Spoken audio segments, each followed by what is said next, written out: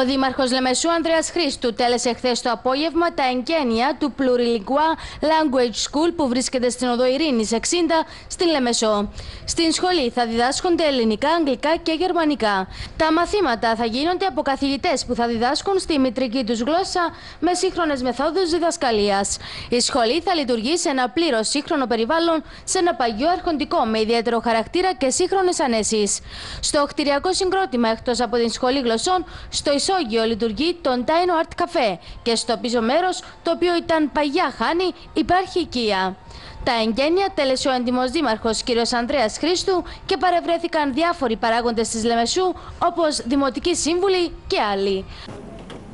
Θεωρώ πως η συγκυρία η σημερινή είναι από τις σπάνιες.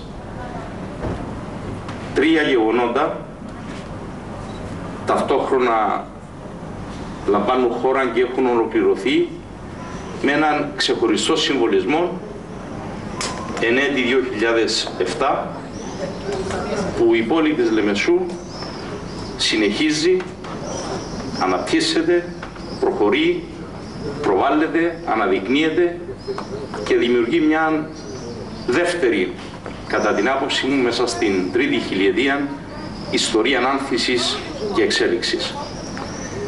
Το πρώτο γεγονός σχετίζεται με την ολοκλήρωση, με την αποκατάσταση και την πλήρη χρησιμοποίηση ενός εξαιρετικού κτηρίου στο κέντρο της πόλης.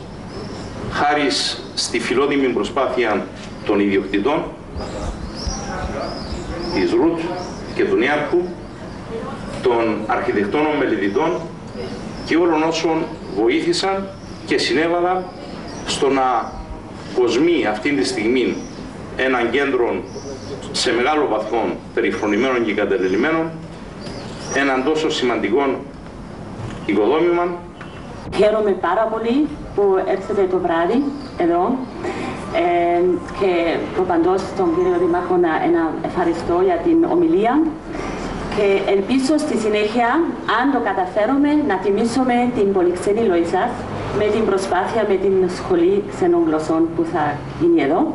Και θέλω μετά, θα σας καλέσω όλους να έρθετε πάνω, να ρίξετε μια ματιά και να πείτε και κάτι μαζί μας. Είσαστε όλοι καλεσμένοι. Σας ευχαριστώ πολύ.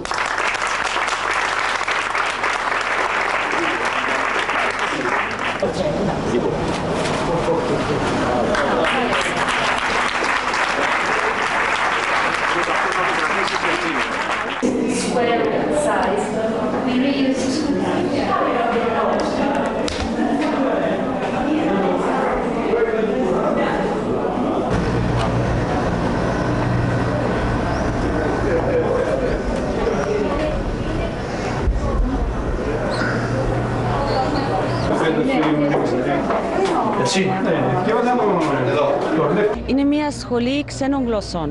Βασικά διδάσκουμε εδώ 3 γλώσσες. Είναι γερμανικά, που διδάσκω εγώ, είμαι Γερμανίδα, αγγλικά, σε όλα τα επίπεδα και ελληνικά προπαντός για ξένους.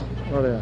Τι θα γίνεται ακριβώς εδώ, θα διδάσκετε, θα έρθετε κόσμος εδώ? Ναι, βασικά ο στόχος μας είναι να έρθει κόσμος εδώ για να συμμετέχει στα μαθήματα, διότι θεωρώ ότι η εκμάθηση μιας γλώσσας και τρίτης και τέταρτης πλέον είναι πολύ σημαντικό για όλους μας, για το χώρο εργασίας.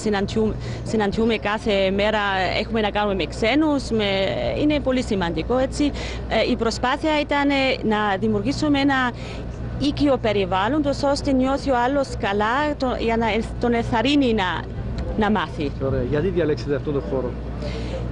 Κοιτάξτε, ο χώρος ήταν μια μεγάλη ιστορία, το διαλέξαμε πριν 2 χρόνια. Βασικά ήταν η επιλογή, αν είμαι ειλικρινής, του άντρα μου, ο οποίος λατρεύει και αγαπάει τα παλιά σπίτια και έτσι σταδιακά έτσι σχηματίστηκε αυτή η ιδέα ότι με μια σχολή στο κέντρο της πόλης ίσως θα ήταν έτσι και κάτι καινούριο, κάτι που θα ήταν ωραίο εδώ. Ωραίο. Πώς ονομάζεται η σχολή?